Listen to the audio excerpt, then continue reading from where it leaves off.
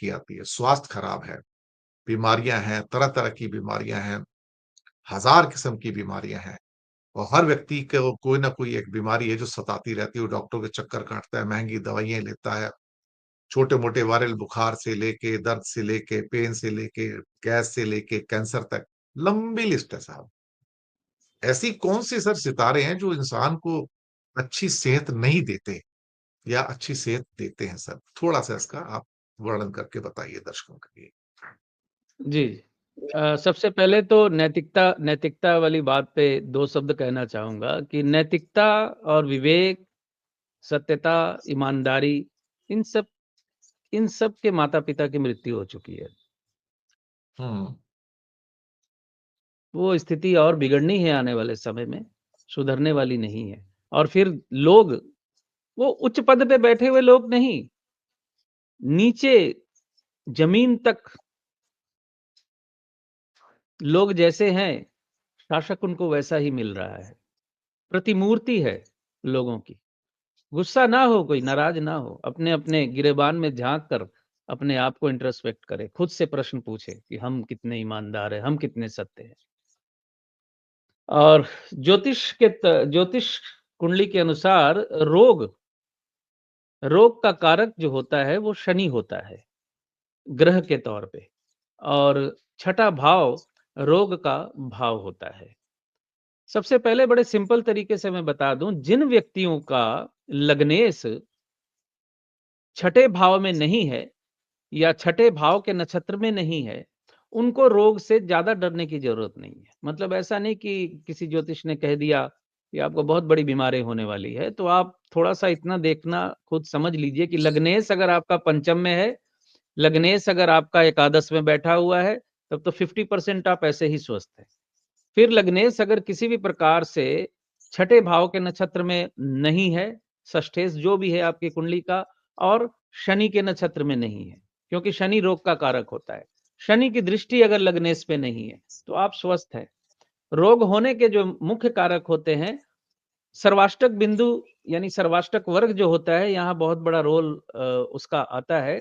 सर्वाष्टक वर्ग में अगर लग्न में बिंदु कम हो और रोग भाव में बिंदु अगर ज़्यादा हो, तो ऐसा व्यक्ति भी रोग की चपेट में आ जाता है। मान लीजिए 30 से कम बिंदु अगर हैं लग्न में, 25-26 है और रोग भाव में वहाँ 32 बिंदु हो गए, 40 बिंदु हो गए, कभी-कभी बहुत ज़्यादा हो जाते हैं, तो फिर रोग की संभावना ज़्यादा बन जाती है। भाव रोग का मजबूत नहीं होना चाहिए।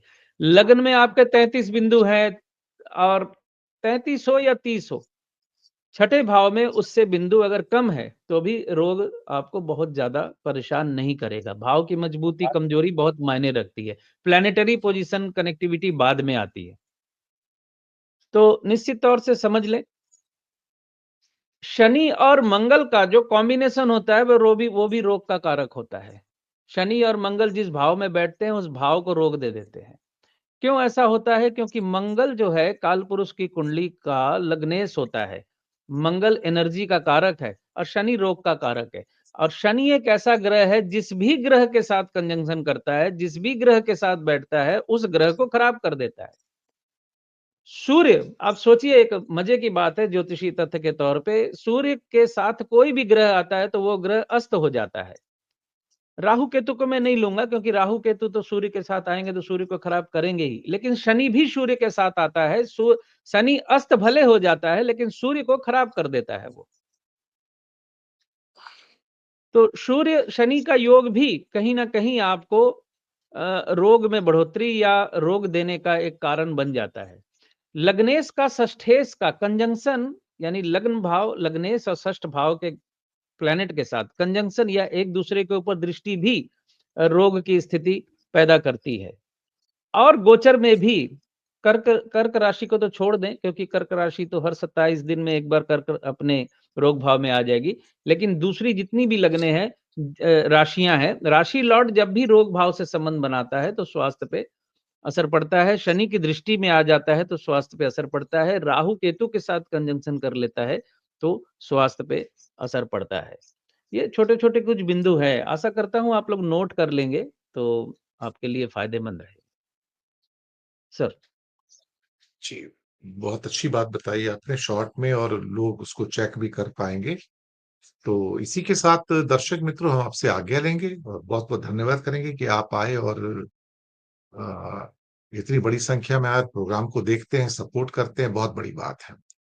तो आपका शुक्रिया और सिद्धांत जी आपका भी बहुत-बहुत शुक्रिया और जिन लोगों को सिद्धांत जी से पर्सनल कंसल्टेशन लेनी हो तो उनका नंबर नीचे डिस्क्रिप्शन में दिया है, तो आप उनको पहले मैसेज करके इन्फॉर्म कर सकते हैं, उनसे कंसल्टेशन ले सकते हैं। तो बहुत-बहुत धन्यवाद दर्शकों और बहुत-बहुत धन्यवाद सिद्धांत सहगल जी आपका कि आप आए और रविवार की सुबह आपने लोगों के इंतज़ार जो कर रहे थे, उसके लिए आप सुहानी बना दी आपने। तो बहुत-बहुत धन्यवाद आपका भी। Thank you sir. Thank you.